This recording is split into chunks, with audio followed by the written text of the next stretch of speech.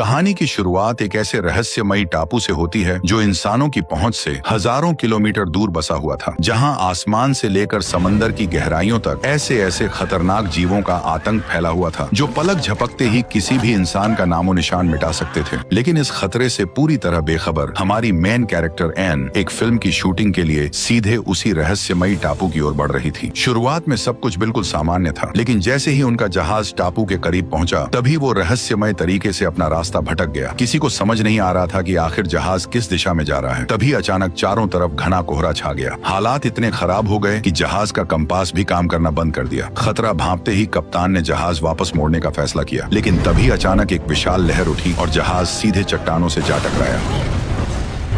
अगले ही पल वह एक अनजान समुद्री इलाके में फंस गया। कुछ देर बाद जब कोहरा छटा तो सबके सामने एक विशाल रहस्यमयी द्वीप दिखाई दिया। यही वो टापू था जहां मौत उनका इंतजार कर रही थी। जब बाकी लोग जहाज की मरम्मत में लगे हुए थे तभी डायरेक्टर एन और कुछ लोगों को लेकर टापू की ओर निकल पड़ा। जैसे ही वे किनारे के पास पहुंचे, सामने का नजारा देखकर उनके होश उड़ गए। चारों तरफ हजारों साल पुरानी विशाल पत्थर की दीवारें खड़ी थी, लेकिन सबसे चौंकाने वाली बात यह थी कि उन दीवारों के नीचे हजारों इंसानी खोपड़ियां पड़ी हुई थी। उन्हें देखकर ऐसा लग रहा था मानो किसी भयानक राक्षस ने उन सभी का शिकार किया हो। लेकिन डरने के बजाय वे लोग एक लकड़ी का पुल पार करके सीधे टापू के अंदर की ओर बढ़ने लगे। जैसे ही उन्होंने एक विशाल दरवाजा पार किया, अचानक एक छोटा बच्चा उनके सामने आ गया। वह लगातार इशारों में उन्हें वहां से लौट जाने के लिए कह रहा था, लेकिन डायरेक्टर ने उसकी चेतावनी को गलत समझ लिया। उसे लगा कि बच्चा भूखा है, इसलिए वह मुस्कुराते हुए उसे चॉकलेट देने पहुंचा। लेकिन तभी अचानक बच्चे ने उसके हाथ पर जोर से काट लिया। डायरेक्टर गुस्से में पलटकर कुछ करने ही वाला था कि तभी उसकी नजर चारों तरफ छिपे आदिवासियों पर पड़ी। हैरानी की बात यह थी कि उनके चेहरों पर भी डर साफ झलक रहा था। डायरेक्टर ने तुरंत सभी को शांत रहने के लिए कहा, लेकिन अगले ही पल एक भाला आकर उसके एक साथी के सीने के आर पार निकल गया। यह खौफनाक नजारा देखकर एन जोर से चीख पड़ी। वो वहां से भागने ही वाली थी कि तभी आदिवासियों ने उसे चारों तरफ से घेर लिया। इसके बाद शुरू हुआ मौत का खेल। डायरेक्टर का एक और साथी देखते ही देखते आदिवासियों की बलि चढ़ गया। उधर जैक भी सिर पर जोरदार वार लगते ही बेहोश हो गया। वहीं डायरेक्टर को घसीटकर एक पत्थर पर लिटा दिया गया। आदिवासी सरदार अपना डंडा उठाकर उसे मारने ही वाला था कि तभी कप्तान अपने लोगों के साथ वहां पहुंच गया। उसने बिना देर किए एक ही गोली में उसे वहीं ढेर कर दिया। अपने सरदार को मरता देख बाकी आदिवासी जान बचाकर भाग निकले। उधर सभी लोग फौरन जहाज पर पहुंचे और वहां से निकलने की तैयारी करने लगे, लेकिन अपने सरदार को खो चुके आदिवासी उन्हें छोड़ने वाले नहीं थे। रात के अंधेरे में एक आदिवासी बांस के लंबे डंडे के सहारे समुद्र पार करता हुआ चुपके से जहाज पर चढ़ गया और बिना किसी को भनक लगे वह चुपचाप एन को उठाकर अपने साथ ले गया। जब तक बाकी लोगों को इसका पता चला तब तक बहुत देर हो चुकी थी। यह खबर मिलते ही कप्तान ने तुरंत हथियार उठाए और अपनी टीम के साथ दोबारा टापू की ओर निकल पड़ा। उधर द्वीप पर आदिवासियों ने मशालें जला दी थीं। चारों तरफ युद्ध के नगाड़े गूंज रहे थे। वे अपने मरे हुए सरदार के लिए एन की बलि देने वाले थे। उन्होंने एन को एक विशाल पत्थर से बांध दिया और उसके गले में खोपड़ी वाला हार पहना दिया और फिर बलि की रस्म शुरू हो गई। जैसे जैसे नगाड़ों की आवाज तेज होती गई, एन को धीरे धीरे दूसरी तरफ उतारा जाने लगा। जैसे ही उसके पैर जमीन पर पड़े तभी अचानक पूरे जंगल में एक भयानक दहाड़ गूंज उठी। एन को जरा भी अंदाजा नहीं था कि असली खेल तो अब शुरू होने वाला है। अगले ही पल घने जंगल के भीतर से एक विशाल काली परछाई बाहर निकली। वह धीरे धीरे एन की तरफ बढ़ने लगी। उसने एन के पास आकर अपने विशाल हाथ से उसके चेहरे को छुआ, लेकिन अगले ही पल वो उसे उठाकर अपने साथ ले जाने लगा। एन की चीखें सुनते ही अभी अभी टापू पर पहुंचे बचाव दल का ध्यान उधर चला गया और तभी डायरेक्टर ने पहली बार दुनिया के सबसे विशाल जीव किंग कॉन्ग को अपनी आंखों से देखा। उसे सामने देखकर उसके पैरों तले जमीन खिसक गई, क्योंकि उसने अपनी पूरी जिंदगी में इतना विशाल जीव पहले कभी नहीं देखा था। कुछ ही पलों में कॉन्ग एन को लेकर घने जंगल के अंदर गायब हो गया। पता चलते ही कि एन को कोई रहस्यमयी जीव उठा ले गया है, कप्तान ने तुरंत एन को बचाने के लिए एक रेस्क्यू टीम भेज दी, जबकि वो खुद अपने बाकी आदमियों के साथ वहीं रुक गया। जैसे ही सभी ने लकड़ी का पुल पार किया, वे आखिरकार स्कल आइलैंड के अंदर पहुंच गए। लेकिन अंदर का नजारा देखकर हर किसी के होश उड़ गए, क्योंकि चारों तरफ विशालकाय पेड़ों का काला घना जंगल फैला हुआ था। वे अभी आगे बढ़ ही रहे थे कि तभी अचानक एक डरावनी आवाज पूरे जंगल में गूंज उठी। आवाज सुनते ही एक बूढ़ा आदमी बुरी तरह घबरा गया और बिना देखे अंधाधुंध फायरिंग करने लगा। उसे देखकर बाकी लोगों ने भी चारों तरफ गोलियां बरसानी शुरू कर दी। तभी ऑफिसर जोर से चिल्लाया और फायरिंग रुकवा दी। इसके बाद उसने तुरंत एक फ्लेयर जलाया, जिससे आसपास का इलाका लाल रोशनी से जगमगा उठा। लेकिन अगले ही पल एक विशाल ट्राइसेराटॉप्स बाहर निकल आया। खतरे को पास आते देख पूरे ग्रुप में भगदड़ मच गई। हर कोई अपनी जान बचाने के लिए भागने लगा, लेकिन ट्राइसेराटॉप्स ने किसी को भी संभलने का मौका तक नहीं दिया। अपने साथी को खतरे में देखकर जैक बिना एक पल गवाए गवाए उसकी मदद में जुट गया, लेकिन ट्राइसेराटॉप्स ने उसे अपने विशाल सींगों से उठाकर कई फीट दूर फेंक दिया। वह दूसरी बार हमला करने ही वाला था कि तभी ऑफिसर ने मशीन गन से अंधाधुंध फायरिंग शुरू कर दी। लगातार गोलियां लगते ही ट्राइसेराटॉप्स दर्द से तड़प उठा और कुछ ही सेकंड बाद वह अचानक जमीन पर ढेर हो गया। खतरा टलते ही सभी लोग फिर से एन की तलाश में निकल पड़े। उधर किंग कॉन्ग एन को अपने ठिकाने पर ले आया था। उसकी गुफा के चारों तरफ सिर्फ इंसानों और जानवरों की खोपड़ियां पड़ी हुई थी। हैरानी की बात यह थी कि वहां पड़ी हर खोपड़ी के गले में बिल्कुल वैसा ही हार था जैसा एन के गले में था। ये देखकर वह समझ गई कि अगर वो यहाँ से नहीं भागी तो उसका भी यही अंजाम होगा। उसने तुरंत अपने गले से खोपड़ी वाला हार उतारा और पूरी ताकत से किंग कॉन्ग की उंगली में चुभो दिया। तेज दर्द महसूस होते ही किंग कॉन्ग ने झटके से उसे छोड़ दिया। मौका मिलते ही एन बिना पीछे देखे पूरी रफ्तार से भागने लगी, लेकिन वह कुछ ही कदम दौड़ पाई थी कि तभी कॉन्ग का एक विशाल हाथ आसमान से नीचे आया और उसे फिर से पकड़ लिया। अगले ही पल कॉन्ग जोरदार दहाड़ लगाते हुए जंगल की ओर दौड़ पड़ा। उधर जैक जैसे ही कॉन्ग के ठिकाने पर पहुंचा तभी उसे जमीन पर एन का वही हार पड़ा मिला। उसे एहसास हो गया कि एन किसी बड़ी मुसीबत में फंस चुकी है। एक पल भी गवाए बिना वह अपनी पूरी टीम के साथ उसकी तलाश में निकल पड़ा। कुछ देर बाद वे एक गहरी घाटी के किनारे पहुंच गए। वहीं जमीन पर उन्हें विशालकाय पैरों के ताजा निशान दिखाई दिए। उनका आकार देखकर सबको यकीन हो गया कि ये निशान किंग कॉन्ग के ही हैं। उधर जब बाकी लोग आराम करने लगे तभी डायरेक्टर कैमरा लेकर पहाड़ी के दूसरी तरफ निकल गया, लेकिन सामने का नजारा देखकर उसके होश उड़ गए, क्योंकि उसके सामने दर्जनों डायनासोर खुलेआम घूम रहे थे। इतना भयानक नजारा देखकर भी उसने डरने के बजाय तुरंत कैमरा ऑन किया और रिकॉर्डिंग शुरू कर दी। तभी जो डायनासोर कुछ पल पहले तक बिल्कुल शांत थे वे अचानक बुरी तरह बौखला उठे और अगले ही पल पूरी रफ्तार से डायरेक्टर की तरफ दौड़ पड़े। खतरा पास आते देख सभी लोग अपनी जान बचाने के लिए भाग खड़े हुए। कुछ ही पलों में पूरी सकरी घाटी चीख पुकार और भगदड़ से गूंज उठी। डायनासोर इतनी तेज रफ्तार से भाग रहे थे कि रास्ते में आने वाले कई लोग उनके पैरों तले कुचले गए। दरअसल वे यूं ही नहीं भाग रहे थे, उनके पीछे कई खूंखार वेलोसिरैप्टर पड़े हुए थे। जब लग रहा था कि उनका बचना नामुमकिन है तभी अचानक उनके सामने एक हजारों फीट गहरी खाई आ गई। तेज रफ्तार और फिसलन भरी जमीन के कारण वे खुद को संभाल नहीं पाए और एक के बाद एक कई विशाल डायनासोर गहरी खाई में गिरते चले गए। उधर जैक और उसकी टीम किसी तरह जान बचाकर भाग रही थी, लेकिन डायनासोरों के भारी वजन से जमीन भी जगह जगह टूटने लगी। गनीमत रही कि खतरा उन तक पहुंचने से पहले ही वे घाटी के सकरे रास्ते से बाहर निकल गए, लेकिन अगले ही पल एक वेलोसिरैप्टर उनके पीछे लग गया। जैक के एक साथी ने बिना देर किए उस पर ताबड़तोड़ फायरिंग शुरू कर दी। गोली लगते ही वेलोसिरैप्टर तो मारा गया, लेकिन उसके साथ पीछे दौड़ रहा एक विशाल डायनासोर भी वहीं ढेर हो गया। उसके गिरते ही पीछे भाग रहे कई और डायनासोर आपस में टकराकर एक एक करके जमीन पर गिरते चले गए। कुछ सेकंड के लिए पूरी घाटी में सन्नाटा छा गया, लेकिन असली खतरा अभी बाकी था, क्योंकि बाकी बचे वेलोसिरैप्टर अब सीधे जैक की टीम के पीछे पड़ चुके थे। जान बचाने के लिए सभी लोग पूरी ताकत से ऊंची चट्टानों पर चढ़ने लगे, लेकिन इसी बीच एक बूढ़ा कैमरामैन ऊपर चढ़ नहीं पाया। उसे फंसा देखकर डायरेक्टर बिना एक पल गवाए उसकी मदद के लिए दौड़ पड़ा। उसने अपना ट्राइपॉड नीचे बढ़ाया और उसे ऊपर खींचने की कोशिश करने लगा, लेकिन तब तक बहुत देर हो चुकी थी। एक वेलोसिरैप्टर पलक झपकते ही उसके पास पहुंचा, उसके टखने को अपने जबड़ों में दबोचा और उसे घसीटते हुए जंगल की तरफ ले गया। ये डरावना नजारा देखकर बाकी लोग बिना रुके घाटी की ओर भाग निकले, लेकिन इस भयानक हादसे के बाद कई लोगों का हौसला पूरी तरह टूट गया। आखिर में उनमें से आधे लोग वहीं से वापस लौट गए, लेकिन बाकी लोगों ने हार नहीं मानी। वे आगे बढ़ते रहे और जल्द ही एक विशाल दलदल के किनारे पहुंच गए। आगे बढ़ने का दूसरा कोई रास्ता नहीं था, इसलिए सभी बेड़े पर सवार होकर दलदल पार करने लगे। लेकिन बीच रास्ते में अचानक कुछ अजीब दिखने वाली मछलियां पानी से बाहर निकलकर बेड़े पर चढ़ने लगी। नाविक बिना देर किए लकड़ियों से उन्हें मार मार कर वापस पानी में गिराने लगे। अच्छी बात यह थी कि वे मछलियां ज्यादा बड़ी नहीं थीं, इसलिए उन्हें रोकना आसान था। लेकिन अगले ही पल वे सभी मछलियां अचानक घबराकर चारों तरफ भागने लगी। उन्हें देखकर साफ लग रहा था कि पानी के नीचे कोई ज्यादा खतरनाक शिकारी मौजूद है। अगले ही पल गहरे पानी से एक विशाल काली परछाई बाहर निकली।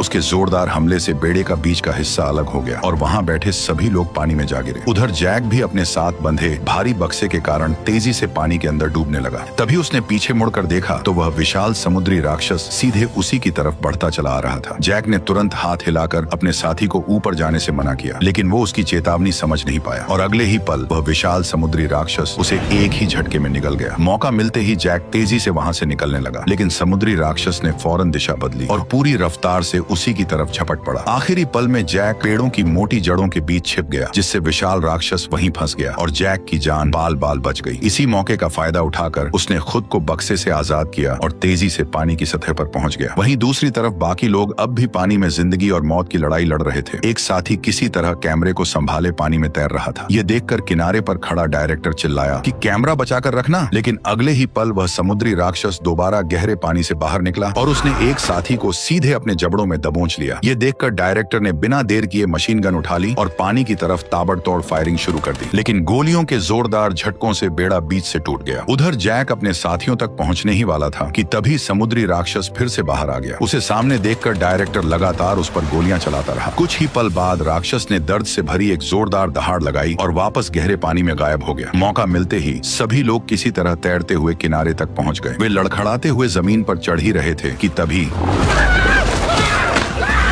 उधर किंग कॉन्ग एन को लेकर एक दूसरी गुफा में पहुंच चुका था। वह बार बार उसे हाथ से हिलाकर जगाने की कोशिश कर रहा था, लेकिन काफी देर तक कोशिश करने के बाद भी एन की आंखें नहीं खुली, क्योंकि सोने का नाटक करने वाले इंसान को कोई नहीं जगा सकता। आखिरकार हार मानकर कोंग ने उसे वहीं छोड़ दिया और आराम से बांस खाने लगा। तभी एन ने धीरे से अपनी आंखें खोली और बिना कोई आवाज किए रेंगते हुए वहां से दूर जाने लगी। जैसे ही कोंग का ध्यान दूसरी तरफ गया, तभी वह बिना आवाज किए फौरन वहां से भाग निकली। लेकिन उसके जाते ही जैक और उसके साथी किंग कॉन्ग की उसी गुफा तक पहुंच गए। जैसे ही किंग कॉन्ग की नजर उन पर पड़ी, वह तुरंत पूरी रफ्तार से उनकी तरफ टूट पड़ा। उसने सबसे आगे मौजूद ऑफिसर को एक ही झटके में अपनी मुट्ठी में दबोच लिया। बाकी लोग जान बचाने के लिए एक विशाल पेड़ की जड़ पर चढ़ गए और वहीं से लगातार गोलियां बरसाने लगे। लेकिन डायरेक्टर इस खतरनाक पल में भी कैमरा चलाता रहा। यह देखकर किंग कॉन्ग और भी भड़क गया। उसने पूरी ताकत से पेड़ की उस विशाल जड़ को उखाड़ फेंका। अगले ही पल जड़ पर खड़े सभी लोग उसी के साथ हजारों फीट गहरी खाई में जा गिरे। गनीमत रही कि वह विशाल जड़ काफी लंबी थी। खाई में गिरते समय वह दोनों तरफ की चट्टानों से कई बार टकराई, जिससे उसकी रफ्तार काफी कम हो गई और आखिरकार सभी लोग खाई के तल तक सही सलामत पहुंच गए। उधर भागते भागते एन जंगल के और भी गहरे हिस्से में पहुंच चुकी थी, लेकिन अगले ही पल उसके कदम अचानक रुक गए। उसके सामने एक विशालकाय छिपकली आराम से अपने शिकार को खा रही थी। यह खौफनाक नजारा देखकर एन बिना कोई आवाज किए धीरे धीरे पीछे हटने लगी। उसे पता था कि अगर उस छिपकली ने उसे देख लिया तो बच निकलने का कोई मौका नहीं मिलेगा। लेकिन जैसे ही वो पलटी, अचानक एक और विशाल छिपकली सीधे उसके सामने आ गई। एन पूरी जान लगाकर वहां से भागने लगी, लेकिन वह खूंखार छिपकली उसके पीछे ही लगी रही। भागते भागते एन एक सकरी सुरंग में घुस गई। उसे उम्मीद थी कि इतनी छोटी जगह में वह छिपकली अंदर नहीं आ पाएगी, लेकिन अगले ही पल वह सुरंग को तोड़ते हुए उसकी तरफ बढ़ने लगी। जब एन को लगा कि अब उसका बचना नामुमकिन है, तभी अचानक किसी ने उस छिपकली को बाहर की ओर घसीट लिया। एन कुछ समझ पाती उससे पहले बाहर से छिपकली की दर्दनाक चीखें सुनाई देने लगी। कुछ ही पलों बाद चारों तरफ फिर से सन्नाटा छा गया। एन को लगा कि आखिरकार खतरा टल चुका है, लेकिन अगले ही पल एक विशाल कनखजूरा धीरे धीरे रेंगता हुआ उसके सामने आ गया। डर के मारे एन का मुंह खुला का खुला रह गया। तभी एक दूसरा कनखजूरा उसके शरीर पर चढ़ने लगा। एन घबराकर तुरंत सुरंग से बाहर भागी, लेकिन बाहर निकलते ही उसके होश उड़ गए, क्योंकि उसके ठीक पीछे दुनिया का सबसे खतरनाक शिकारी टी-रेक्स खड़ा था। इतने विशाल शिकारी को सामने देखकर उसके पैरों तले जमीन खिसक गई। वह बिना एक पल गवाए पूरी ताकत से वहां से भागने लगी, लेकिन टी-रेक्स भी अपने शिकार को मुंह में दबाए उसके पीछे दौड़ पड़ा। तभी भागते भागते एन का पैर फिसल गया और वह ढलान से लुढ़कती हुई नीचे जा गिरी। जब उसने पीछे मुड़कर देखा तो टी-रेक्स अभी भी उसका पीछा कर रहा था। एन पेड़ों की विशाल जड़ों के बीच झुककर पूरी रफ्तार से भागती रही। फिर मौका मिलते ही वो एक ऊंचे सूखे पेड़ पर चढ़ गई और ऊपर ही छिपकर सो गई। खुशकिस्मती से टी-रेक्स की नजर उस पर नहीं पड़ी। उसने चारों तरफ नजर दौड़ाई, लेकिन एन उसे कहीं दिखाई नहीं दी। आखिरकार वो वहां से चला गया, लेकिन एन को जरा भी अंदाजा नहीं था कि जिस सूखे पेड़ पर वह छिपी बैठी थी, उसके ठीक नीचे एक विशाल टी-रेक्स गहरी नींद में सो रहा था। अचानक उसकी आंख खुली और उसने बिना एक पल गवाए एन पर हमला कर दिया। एन किसी तरह उससे बचने की कोशिश करने लगी, लेकिन तभी जिस डाल पर वो खड़ी थी वह अचानक टूट गई और अगले ही पल वह सीधे हवा में लटक गई। अब उसके पास बचने का कोई रास्ता नहीं था। तभी अचानक पूरे जंगल में एक जबरदस्त दहाड़ गूंज उठी और अगले ही पल जंगल का सबसे ताकतवर शिकारी किंग कॉन्ग वहां आ पहुंचा। उसने एक ही लात में टी-रेक्स को जमीन पर दे मारा और ठीक समय पर एन को बचा लिया। कुछ ही पलों में कॉन्ग और टी-रेक्स की जबरदस्त लड़ाई शुरू हो गई। एक हाथ में कॉन्ग एन को मजबूती से पकड़ा हुआ था, जबकि दूसरे हाथ से वह लगातार दुश्मन पर हमला कर रहा था। तभी दूसरा टी-रेक्स भी पीछे से दबे पांव वापस लौट आया। कॉन्ग संभल भी नहीं पाया था कि तभी दूसरे टी-रेक्स ने उसकी बांह पर हमला कर दिया। इस वार से कॉन्ग दर्द से तिलमिला उठा। गुस्से में उसने एक ही मुक्का जड़ा और दोनों टी-रेक्स धड़ाम से जमीन पर गिर पड़े। लेकिन लड़ाई अभी खत्म नहीं हुई थी। कुछ ही सेकंड बाद दोनों टी-रेक्स फिर से खड़े हो गए। कॉन्ग दोबारा लड़ने के लिए तैयार ही हुआ था कि तभी अचानक पीछे से एक तीसरे डायनासोर ने उस पर हमला कर दिया। मौका मिलते ही बाकी दोनों टी-रेक्स भी उस पर टूट पड़े। अब कॉन्ग एक साथ तीन टी-रेक्स से लड़ रहा था। हालात इतने बिगड़ गए कि तीनों को संभालना भी मुश्किल हो गया। तभी कोंग ने पास पड़ा एक विशाल पत्थर उठाया और पूरी ताकत से एक डायनासोर के सिर पर दे मारा। लड़ते लड़ते चारों खाई के किनारे तक पहुंच गए, लेकिन तभी अचानक हुए धक्के से कोंग एक डायनासोर के साथ सीधे खाई के किनारे से नीचे लटक गया। फिर भी उसने चालाकी दिखाते हुए ऊपर खड़े दूसरे डायनासोर को भी नीचे खींच लिया, लेकिन अगले ही पल उस डायनासोर ने अचानक कोंग के पैर में जोर से काट लिया। दर्द के मारे कोंग की पकड़ छूट गई और वह डायनासोर के साथ सीधे खाई में फैली बेलों पर जा लटका। एन भी उसके साथ वहीं लटक गई। तभी पास फंसा डायनासोर झूलते हुए तेजी से एन की तरफ बढ़ने लगा। वह बस कुछ ही पल दूर था, लेकिन इससे पहले कि वह एन तक पहुंच पाता, कोंग पूरी ताकत से ऊपर चढ़ा और आखिरी पल में उसने उसे पूंछ से पकड़कर फौरन नीचे खींच लिया। अगले ही पल डायनासोर और एन दोनों नीचे पानी में जा गिरे। जमीन पर गिरते ही डायनासोर दोबारा उठ खड़ा हुआ और बिना वक्त गवाए फिर से एन के पीछे लग गया। अब एन के पास बचने का कोई रास्ता नहीं था, लेकिन ठीक उसी वक्त किंग कॉन्ग आसमान से छलांग लगाते हुए नीचे उतरा और सीधे एन के सामने आकर खड़ा हो गया। ये देखकर एन ने राहत की सांस ली और तुरंत कोंग के पीछे जाकर छिप गई। यहीं से पूरी फिल्म की सबसे खतरनाक लड़ाई शुरू हुई। अचानक किंग कॉन्ग पूरी ताकत से डायनासोर पर टूट पड़ा। उसने पहले उसकी जीभ पकड़कर जोर से खींची, फिर उसे पलटकर पूरी ताकत से जमीन पर पटक दिया। अगले ही पल कोंग ने दोनों हाथों से उसका जबड़ा कसकर पकड़ा और एक ही झटके में उसके जबड़े को बीच से चीर डाला। और इसी के साथ किंग कॉन्ग ने एक बार फिर साबित कर दिया कि बाप बाप होता है।